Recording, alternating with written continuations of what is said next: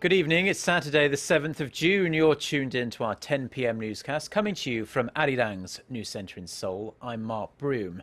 Our top story tonight, President Park Geun-hye is widely expected to name a new Prime Minister nominee within the next 24 hours or so. Sources say the president is keen to re-establish her grip on state affairs and breathe new life into her reform plans following Wednesday's local elections. Park Geun-hye starts us off.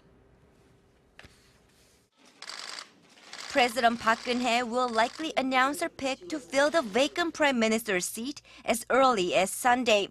Quoting sources within the presidential office of Cheongwade, various media outlets report the president has been mulling over potential candidates and will make her choice known sooner rather than later as she looks to press ahead with her reform agenda.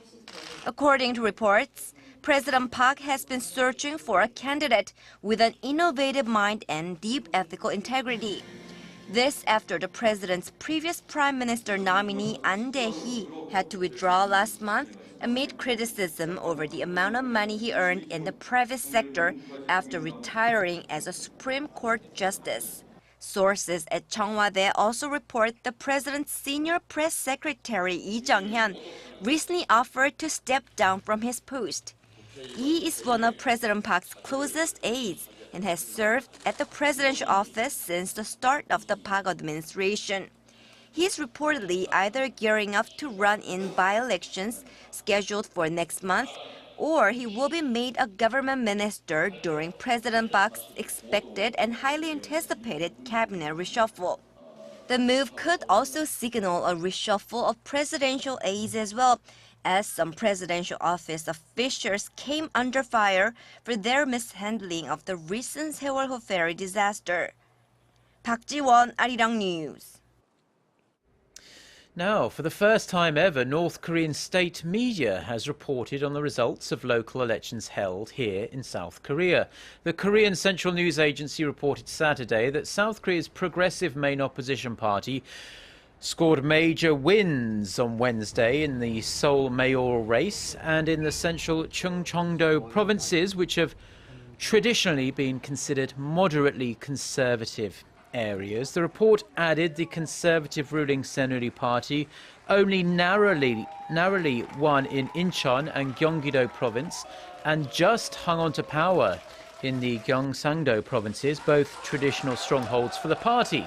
Pyongyang state media also reported that South Korean voters mostly chose education chiefs with progressive political persuasions during the elections.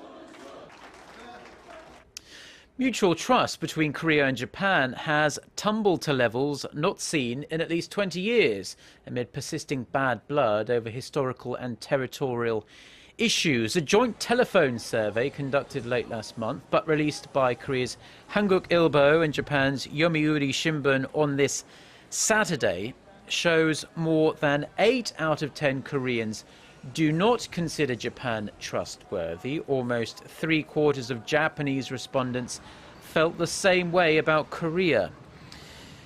The figure, in fact, was the highest since the survey was first conducted in 1995. Almost 9 out of 10 respondents from both countries said they thought bilateral relations were bad.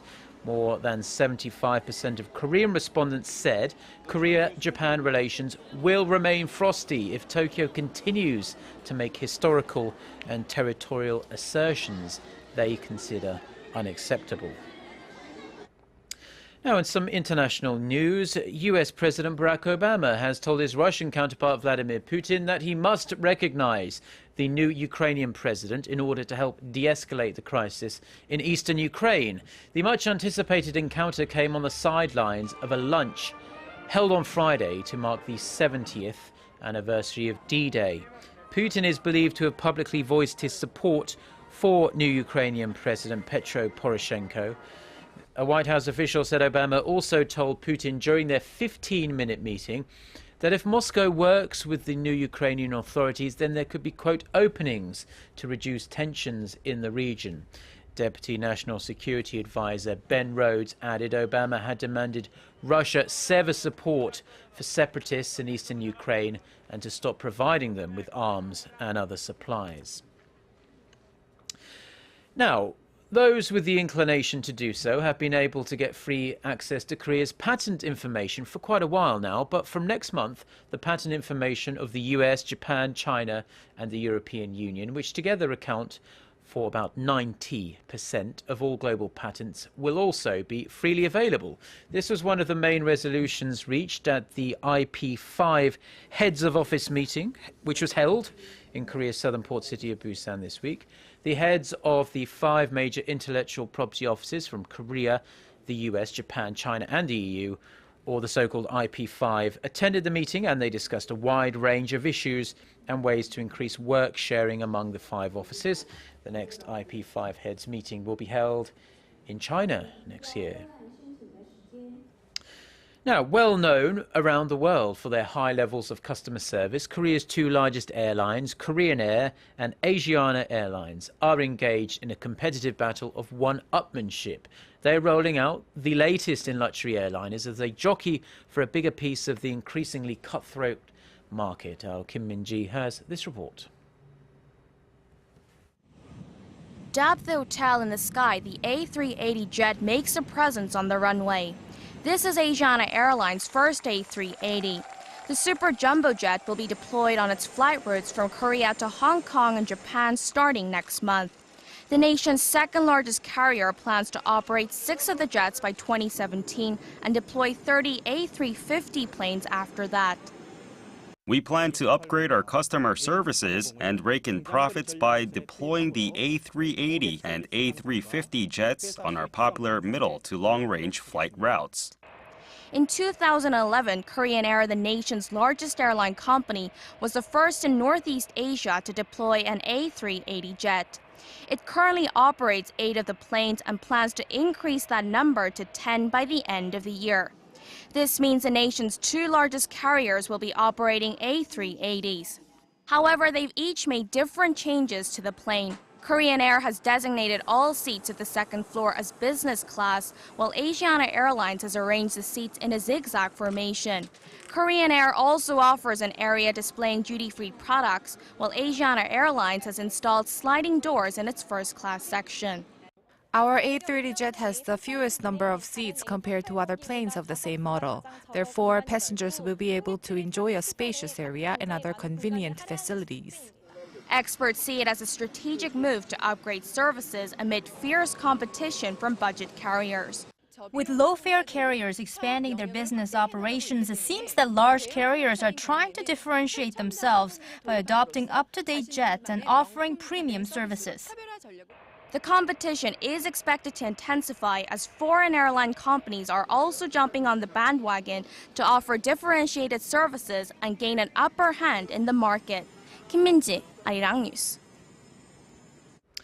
Now to some medical news. The days of battery-operated pacemakers may soon be numbered. Researchers in the US have developed a super small implantable cardiac device that can be continuously topped up, it's battery topped up, through radio waves. Our Son Jung-eun has this report. Cardiac pacemakers are implanted in patients suffering from irregular pulse or heart failure. These and other implantable medical devices require power, which means surgery for every time the batteries need to be replaced or repaired. But a group of researchers at Stanford University has built a wirelessly powered pacemaker the size of a grain of rice that doesn't require reoperation. They demonstrated that power could be transferred to the tiny device implanted 5 centimeters inside the heart from the surface of the chest. With this power transfer method, we can miniaturize the last thing that makes medical devices so large, which is the battery, and make it about the size of a grain of rice. We can power it nearly anywhere in the body, including the heart or the brain. The team was able to implant the device into a rabbit and successfully recharge the battery to control its heart rate. If the results hold up, the engineers believe it could potentially be used for virtually any medical applications to treat disorders like Parkinson's disease, epileptic seizures, or depression. I hope this technology will provide a step towards a new type of medicine where diseases can be treated by electronics rather than drugs.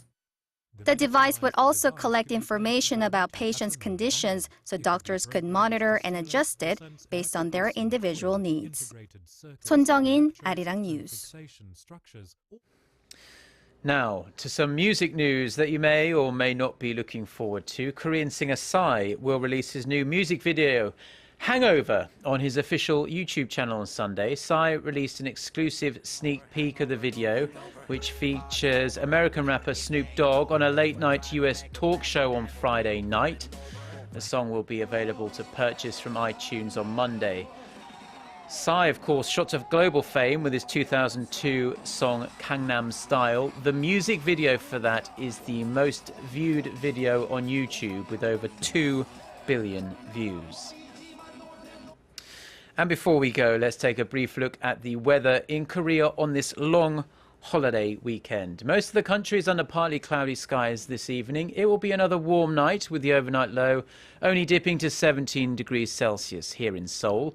Looking ahead to Sunday, we can expect similar conditions to today with partly cloudy skies, and the highs will be ranging in the mid to high 20s across the nation. Let's now check in on the weather wherever you are around the world.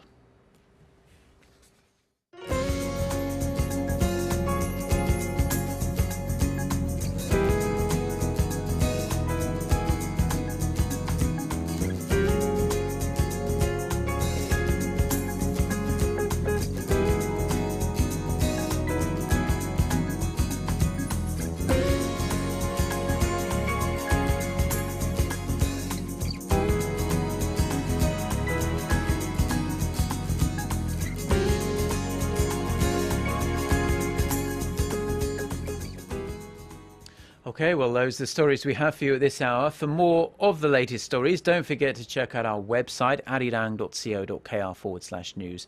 Do enjoy the rest of your weekend. Goodbye.